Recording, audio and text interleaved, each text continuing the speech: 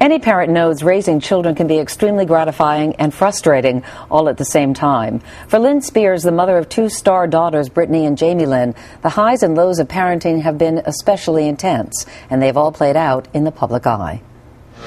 Britney Spears has been a star almost half her young life and been tabloid fodder almost as long.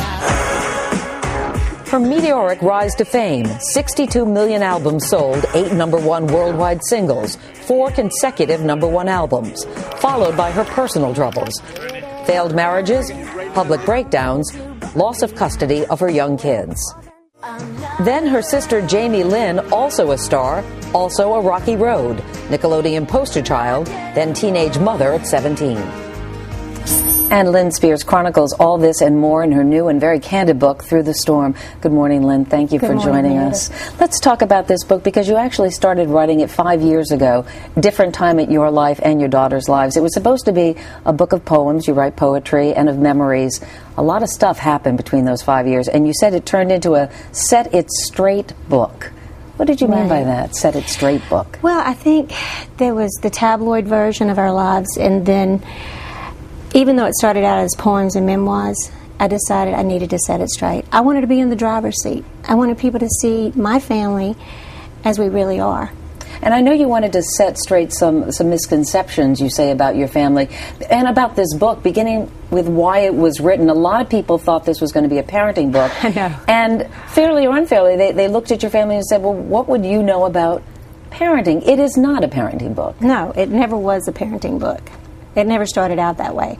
I think I had a ghostwriter that was writing with me, a co-author that was writing with me, and I think she'd written lots of books like that. So I think maybe they just took it from that.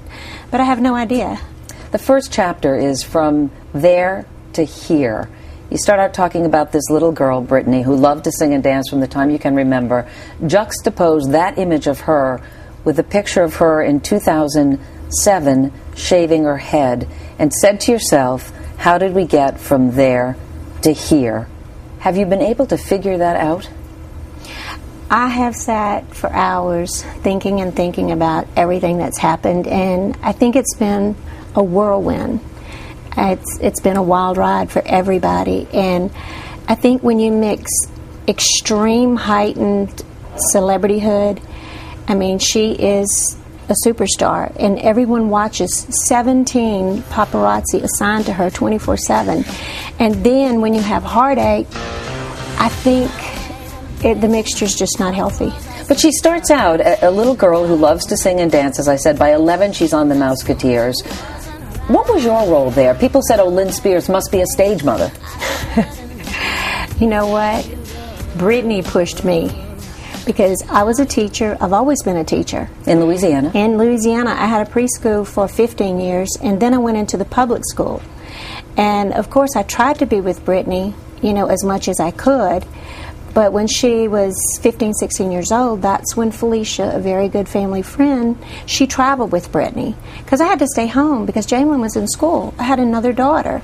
So I think another misconception was that I was always with Britney when I really wasn't. Do you regret now? Maybe it would have been better? Maybe you couldn't have, but...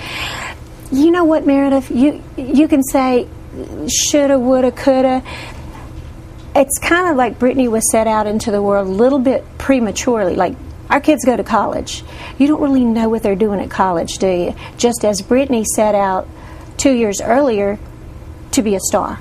So I think she's out there, she's with the crowds, and she's with her peer groups, and she's doing things, and she's a celebrity, for heaven's sake. Everybody's watching every move she makes. Did I want to be there? Of course. But was it feasible? It wasn't. You talk about Britney, she's 17 years old, the moment when you felt you lost control as a parent over your daughter, the Rolling Stone interview and the picture of her. Tell me about that moment when you said, I don't have control over my daughter anymore. Well, actually, the Rolling Stone interview, we were so in awe. Oh my gosh, Rolling Stone. I'd never even bought one, but I just heard, wow, this is really a big deal. And this was when, you know, she's just beginning, so you have no picture rights, you don't have editorial rights. It's like she's a beginner. She's just coming on the scene. So we didn't really know what we were doing. We were we were kind of in shock at what was going on and in awe at the same time. And then it was a 2-day shoot, and thank God Larry Rudolph came in when he did, because, you know, he said, "Stop, that's enough, we're not going to do any more." And then we didn't have any choice over pictures. We didn't have any choice, you know, as to what was printed or what pictures were chosen. So I think that was just newcomers, and we didn't have models to go by. We had no one that could tell us what we were supposed to be doing. Lynne, did you get sucked up into the, I mean, there's a naivete, obviously, but there's also the power of fame and the seduction of fame. Were you sucked into it? You know what? I think it was more of an excitement at first. And you know, there's the honeymoon stage to it. You know, like, seems like everything's fabulous. Oh, wow, look at the trips that, you know, she gets to go on, and look at all the wonderful things that she's exposed to and all the wonderful people that she gets to meet. There was that honeymoon period where it looked like she could do no wrong. And then, you know, then there's that ugly side of fame that turns, and we weren't ready for that either. Well, in 2002, she's on the rise. Your marriage has broken up. You talk very openly about the fact that your husband, Jamie, good man but an alcoholic. Right. So you divorced. It was actually a more stable time in your life. Meanwhile, really your daughter's on this rise. By 2002, she's a superstar, according to Forbes magazine, one of the most powerful celebrities in the world. Right. And then things start to unravel. 2004, she marries a childhood friend, annulled after 55 days, then meets Kevin Federline, a dancer, gets married, 2 children in 2 years, divorces him, and then the next year, 2007, the shaving of the head, the umbrella scene with the paparazzi, stints in rehab where she blames you for that, and your relationship with her begins to dissolve. What is happening to your family at that point? You know, it was so crazy at that time. I don't think anybody was even trying to sit and think of what was going on. We were just trying to do what we could do at that moment, at that time. And we were praying very hard, because it seemed like we had no control over anything that was happening. We were trying. We were making phone calls. We were doing everything we could to try to get through. I mean, there was even one time on a last visit that I told my girlfriends, I said, if you see my behind going over that wall, getting into that, into the summit, I said, it's me, because it's my last drastic measure. I'm going to try to get in. So, I mean... What is the summit? That's where she lives. Where she lives. Mm-hmm. It went even deeper than that. We are running out of time for now. We're going to bring you back, Lynne, obviously, in the 10 o'clock hour to keep talking about that.